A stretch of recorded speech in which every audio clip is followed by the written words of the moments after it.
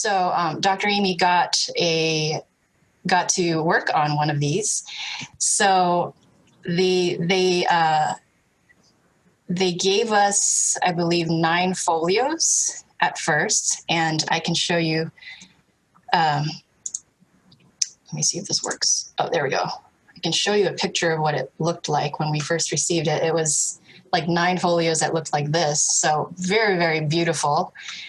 We were all really excited to get to work on this. So there was a team of us that started working on this in 2014. It was Amy and I, and then a group of her undergrad students at North Central University. So our task was basically to figure out what this is, like figure out what year or maybe what century. Probably get to only can figure out what century it belongs to, what it actually says, what these pages belong to, and then to study the text to see if there is any significance in the text itself. So basically that's what you do with an unpublished manuscript, just try to find out as much information as you can about it and study the text that's written on it. So we got to work that semester, and we were able to ascertain a few preliminary things. So first, I believe we were able to date the manuscript to the 10th or 11th century. And we did that based on just looking at the letter shapes, the frequency of the majuscules, and then we compared it to actual dated manuscripts. So a dated manuscript is a manuscript that actually has a date written on it somewhere. This one did not have a date, so we had to just compare the letter shapes to try to get as close of a guess as we can for the date. So that was our preliminary guess, 10th, 11th century. We also looked at the text itself. There were only 9 folios, so we were able to transcribe it fairly quickly. And I believe what we did was compare our actual transcriptions to other manuscripts. I think we were just spot checking to see if we could figure out what type of text we had here. And our preliminary conclusion was that it's a mainly Byzantine text. We knew that it contained all 4 Gospels because the 9 folios that we received were from, I think we had a few folios from all 4 Gospels. So we knew that this must have come from a codex that contained all 4. And then we also noticed things like at the top of the page, you can see Arabic numerals, which looks kind of out of place on these folios. And we figured out that, well, we know that Arabic numerals, these Arabic numerals were written in pencil, and pencil was invented in the 16th century. So we knew that these numerals were added somewhat later, not when this codex was created. And then I think the last thing we did was check to see if these folios might belong to another manuscript that we already know about. So we did that by looking in the VMR, which is, I don't know, Peter, if you've mentioned this yet. Yeah, we've looked at it a few times, so they have a basic introduction to it. Oh, okay, yeah. So the VMR, the virtual manuscript room, we checked in there to see if these pages belonged to any of the manuscripts that were already in the database, and we did not find any match. So I think that was as much as we were able to do that first semester. Here's a close-up image of the text itself, so you can see the style of the letters and the quality of the manuscript. It's actually really good quality. So what happened after this is, let's see, was this 2014? I think it was 2014. I can't remember for sure now, but there was one summer where I went to Oxford and participated in the Lincoln College Greek Paleography summer program. And I was actually there with Peter, and that's where we first met, right? Yeah, that's right. Yeah. It was a 1 week, very intense paleography course taught by, I think it's pronounced Georgi Parpulov. But he is an amazing paleographer. He could read like any manuscript you put in front of him. And so we spent the whole week studying various majuscule and minuscule hands.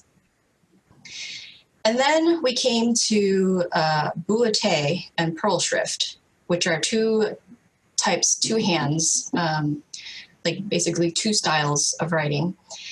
Boulette is a uniquely 10th century hand. For some reason, it only shows up in the 10th century. And it's characterized by rounded letters, distinguished by dots at the beginning and ends of strokes. And then pearl shrift emerges in the mid-10th century, and it goes out of use very quickly. By 1100, it's gone. So, and these two hands are actually, they look very, very similar. So I can actually show you a comparison. On the left here, this is boulette, and on the right is pearl shrift. So they look very close. So when we got to this point in class, luckily, I had an image of this manuscript we were working on. And so I was like, oh, wow, this really looks like pearl shrift or boulette. I'm going to ask Georgi if he can confirm which one it is. So I showed it to him. And he confirmed to me that this is indeed boulette. So first of all, that confirmed that we have a 10th century manuscript here, because boulette only occurs in the 10th century. But then here's the most exciting part. Georgi actually has a photographic memory. I'm pretty sure he has a photographic memory, especially with manuscripts.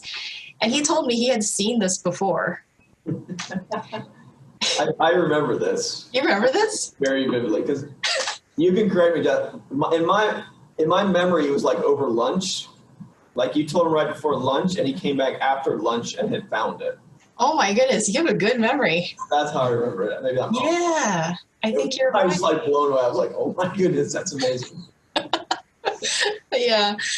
Yeah, so I showed it to him. He was like, I've seen this before. And then I guess after lunch, he came back to me and he handed me a copy of a published description of a codex in Orlando.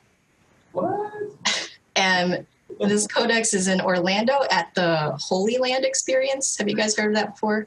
Yeah, it's like a Bible.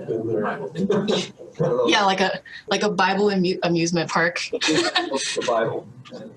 I actually have a picture of the website back in 2014. So yeah, I looked up this place and I was like, is this a real place? But it really did exist. And at the Holy Land Experience, there's a section called the Scriptorium, which actually houses a bunch of ancient artifacts and manuscripts. So the Van Kampen collection is actually housed here. And the codex that Georgi remembered was here at this collection. So I was super excited. I actually was really, really happy that this worked out. But my parents live in Florida, so that summer I went to visit them. And then I arranged a visit to this collection. And I forget how we worked it out, but Amy had a bunch of contacts and we were able to contact the collection or the curator, I think. And he gave me a 2-hour access to this codex. So here it is. Wow. And yeah, I was ecstatic. I got to just sit there by myself and play with this manuscript for 2 hours. And so you can guess what the first thing I did was. I checked to see if our 9 folios that we were given were from this codex. And here's some more pictures of the outside. I can just scroll through here.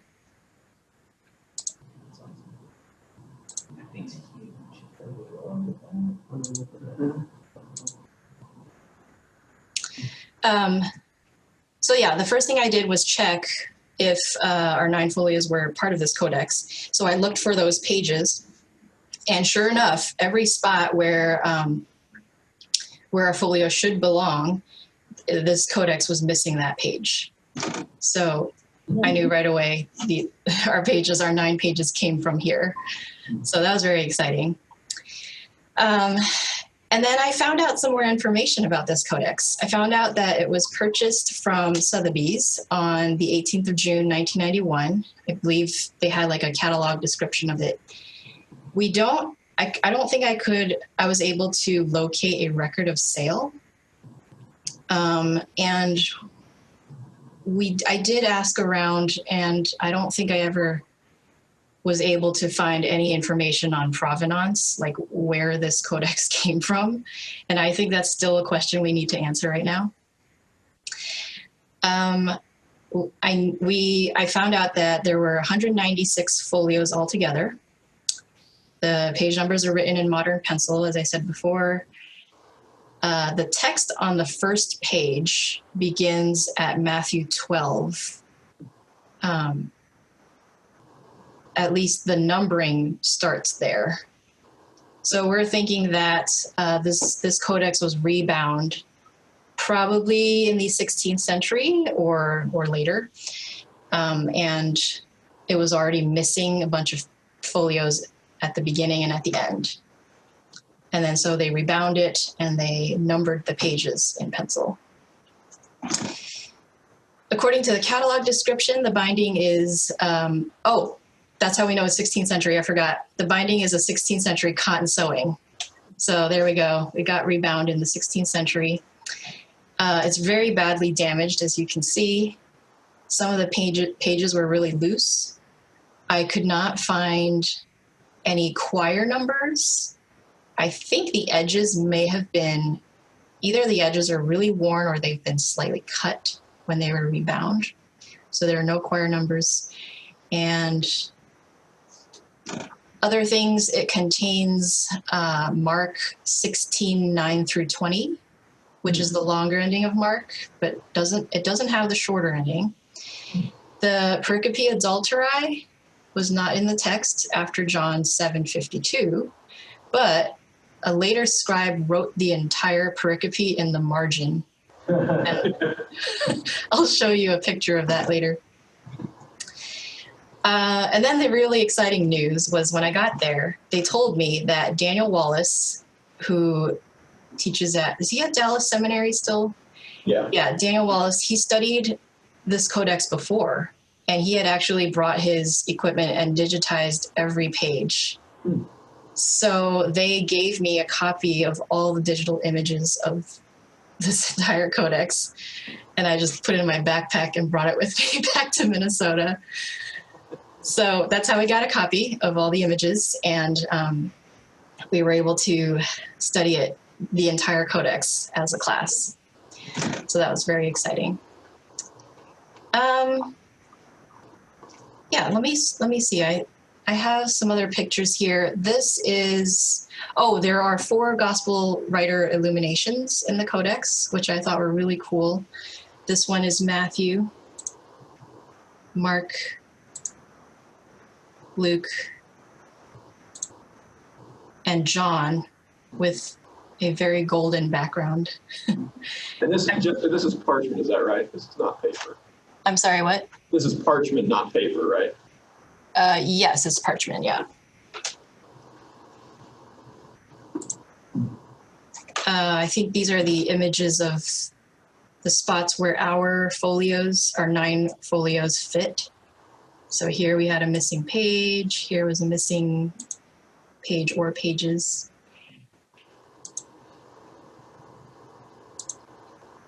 Here's Mark without the shorter ending. So we have the longer ending here.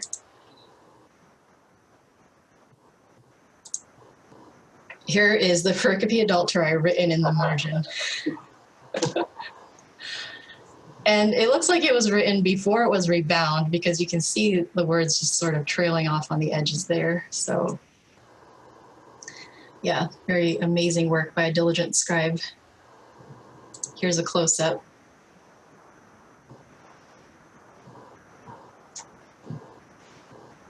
So after this, I went back to Minnesota, and then I believe, I can't remember that for certain, Amy, you can correct me if I'm wrong, but I think we had another class with another group of students. Was this the second group? Second, or I think we had 3 groups total working on this, so. Yes, there were a total of 3 classes. The first one had the 9 folios, then you discovered the Codex. Then the second group transcribed all 4 Gospels. That's right. And that was about how far we got. And then the third group was an honor seminar of those, what was it, 7 students or so. And they then did second collations where it was needed, it reconciled them, and then we did second transcriptions, reconciling and collation of Mark, or no, John. It was John. Okay, yeah, thanks. That was the most recent thing we did. Okay. Right, so with the second group then, we set to work to transcribe the entire Codex. So all 196 folios. And that was a huge, huge task, which took us, I don't know, it took us, I think, more than a year for sure to transcribe the whole thing. And here's an image of the VMR, which I guess you're familiar with. But so this is where we transcribed everything. And we needed 2 full transcriptions of the entire Codex so that we could reconcile the 2 transcriptions to check for any errors and to make sure we had the best version, best transcription we could get. So once that was done, then I believe the third group, the honor students, worked on reconciling the 2 transcriptions, and then they collated that transcription with the Robinson-Pierpont Byzantine text and 7 other manuscripts. So 7 of, the main important manuscripts. And I think these were the ones that they were able to get a full transcription of in the VMR. So there weren't very many full transcriptions we could use. So these were the 7. So what you're looking at here is just a list of collation, which is basically comparing the texts of the transcription, the transcription of 2860, which is our Codex, to these 7 manuscripts and the Byzantine texts. So it shows us where they agree and the variance at each point. So they did that they were able to do that for the entire Gospel of John. And these were, I don't know if you can see the numbers. These were the preliminary calculations they were able to come up with for John 1 through 7. So basically what they had to do was count how many times our manuscript 2860 would agree with each of these other manuscripts that we collated it with. And so the results were it agreed with the Byzantine text 86% of the time, which is a huge number, so we know that the text of this Codex is basically Byzantine. And then in second place was Codex 18. And that's also really high because I think Codex 18 is a Byzantine text. You can see that the red bar is non-Byzantine agreements, which is very, very low in Codex 18.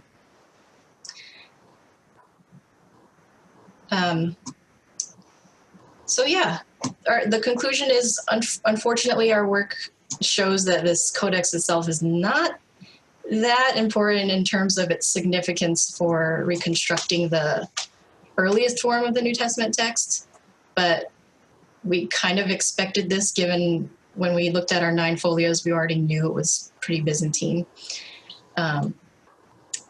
And so I think our next step now is just to write up and publish our findings and try to see if we can get any information on the provenance of this codex.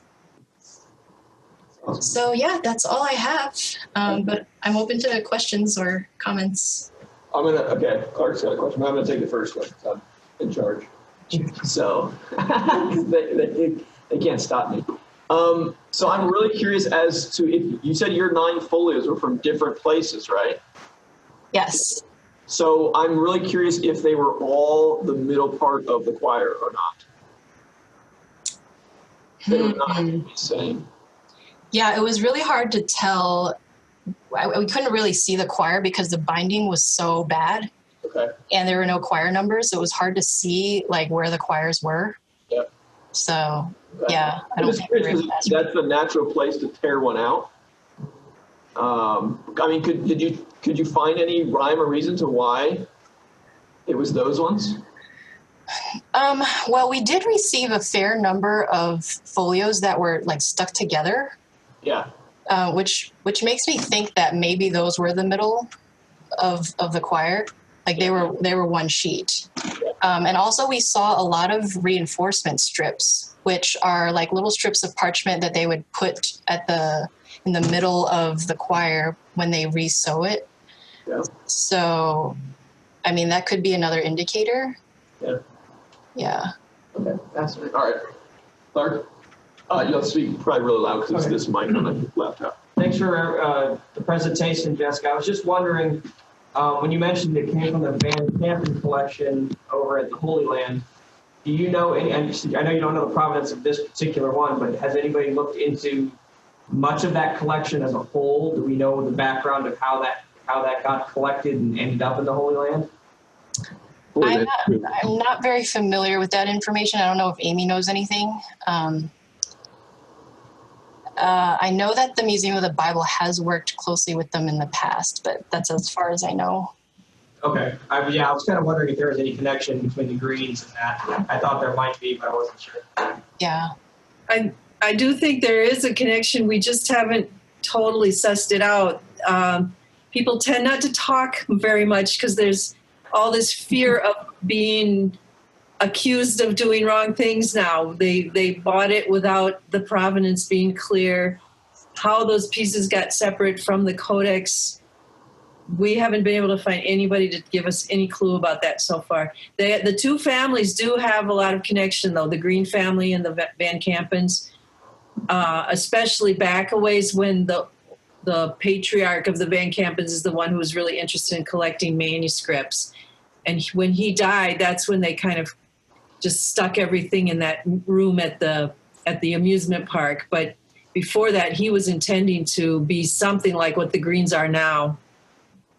But no, we're really lacking information there, things that we really need to know.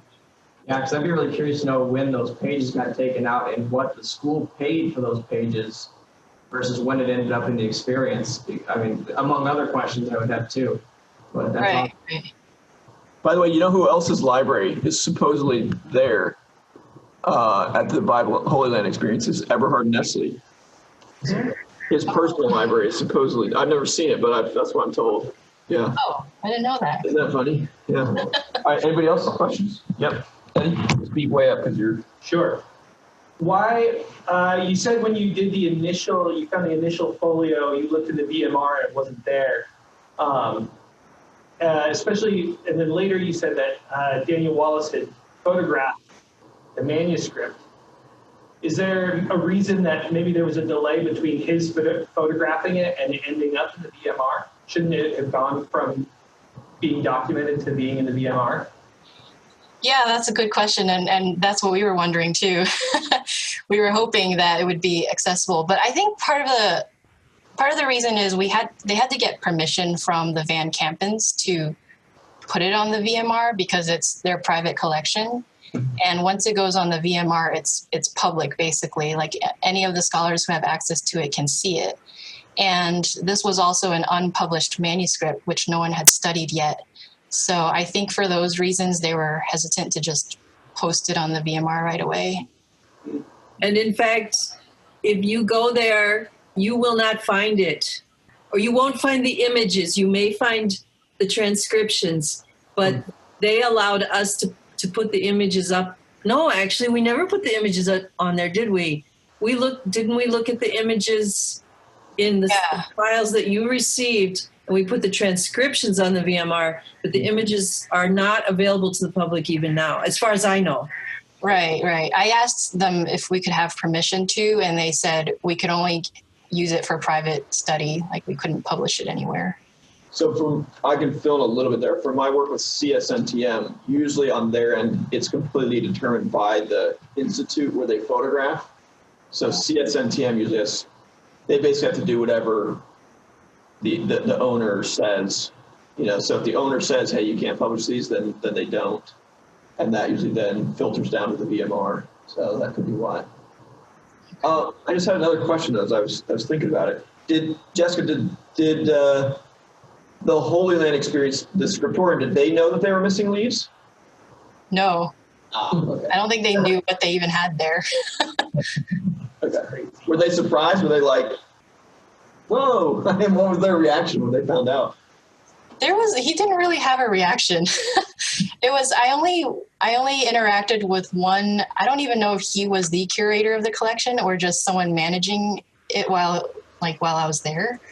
But yeah, I told him about it. He was like, I think he was just surprised, but he didn't really say much. So I don't know what they think. More surprises in their basement. Other questions? Eddie, you have another one? Or you I do have more questions. Okay, Eddie has another question. When you were taking pictures, they don't make you wear gloves when you're handling manuscripts? They didn't. I felt like I was violating some rules. I was like, should I wear gloves? And they're like, no, just go ahead. Handle the manuscript. I was like, okay. And I was like touching the edges very gingerly, afraid to break anything. When I first started working with CSNTM, they would make us wear these little cotton ones, white ones. But then I think after a while they kind of changed their mind because it's easy for those to snag. And the last thing you want is to turn a page and actually, rip some 800-year-old manuscript. So they actually felt like they would usually have us wash our hands first, but that was it. Yeah, that makes sense. One more question. Okay. Yeah. So when you're documenting variants, so with the Pericope adulterae, how do you document that variant when it's clearly not part of the original? It's a scribal edition, but it's significant. It's not just a correction. It's like a huge insertion. You mean document as in like, how would you input it in like the VMR or? Sorry, like in an apparatus. How do you know something like that in an apparatus? Oh, yeah. I mean, I guess you would just list it as an omission. I don't even know if this is an important enough manuscript that it would be in any apparatus. But if it were, I guess it would be listed as an omission. Jessica, did you all try to date the hand of the PA of the Pericope adulterae? I'm sorry, say that again? Did you try to date the hand that added it? No, we haven't done that. Because I know Maurice Robinson has a big big collation of every manuscript of the Pericope adulterae. Dr. Anderson, maybe you know more about that. I just wonder if he's seen it and does it fit into any of his categories that he's got. This is a problem for us because we would get really intense into this manuscript and then the next semester would come along and everything would just get left laying. And so my memory's a little vague here, but I did interact with him. I had met him in Munster when he was working on the Pericope. Mm-hmm. And so I contacted him and I thought, hey, this is cool because we've got a 10th century manuscript that omits the Pericope. And he said, actually, there's quite a few that do that. But I think we did think that the replacement hand in the margin is fairly old. It's not a late hand. So yeah, go back to it. There you go. This is not like a 14th century hand or something, I don't think. I mean, there are a lot of ligatures, but that's probably more because he's trying to fit it on this page and writing tiny. The letters themselves are very, very uniformly made and open omegas. Oh, that's right. Wait a minute. Which is the older, open or closed omega? I think open is older, isn't it? I might be wrong on that. You have that arc. No, that's a majuscule. That's a majuscule omega. So there's a lot of, so, maybe 12th century. Yeah. I'm just throwing that out Certainly there. not added by the same scribe, though. Right. No, I don't think so. I mean, you could argue there is some similarity, but you don't, like Jessica pointed out, the little bubbles on the ends of letters. Yeah. You don't see that in the margin there. Yeah. Our scribe is writing with minuscule omega, minuscule p, and the margin is majuscule. Can I just, while you're on the screen, can I point something out to my students? Yeah. Teachable moment. Students, see where the number of the page number is? Okay. Always pay attention to where things are in relation to each other on the page. Yeah. If you know, like Jessica does, when pencil was invented, you should be able to look at that page and compare it to where the page number is on other ones, right? And see that page number is written after the pericope adulterae was added. Mm-hmm. See that? Mm. The scribe who added the pericope adulterae did not have to write around that number. That number got written around the pericope adulterae, okay? So always pay attention to the relationship of things. Every manuscript has a history, right? A trajectory, a chronology. And so watch for that stuff. Okay, sorry. Any other questions? Yeah, this is your last one. I'm just kidding. Did you find any colophons or any scribal notes or anything when you're flipping through it? We must have. I don't know if I have any images of those. Those are the fun parts. The very back is missing where there might have been something. Yeah.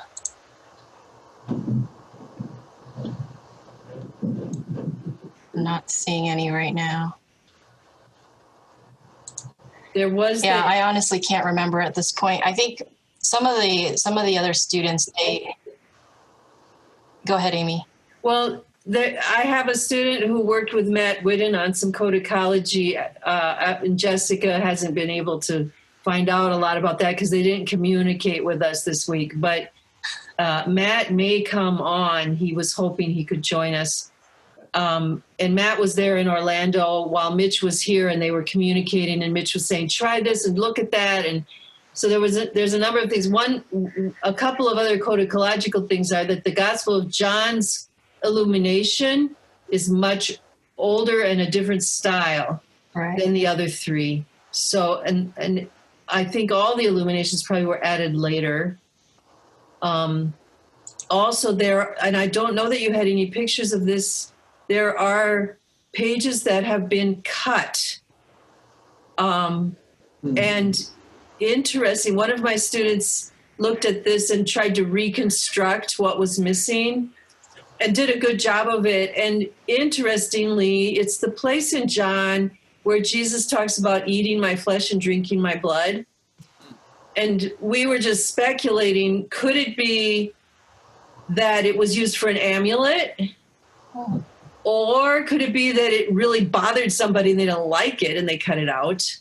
But that was, the manuscript was actually, not only did they cut that portion out, but they just cut right through other sentences and left them half there. So they didn't do it carefully.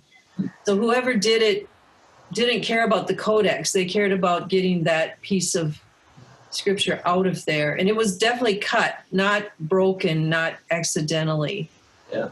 It's also, that's what makes it interesting to me that it sounded like all the pieces you had from Museum of the Bible, none of them had illuminations. Is that right? No.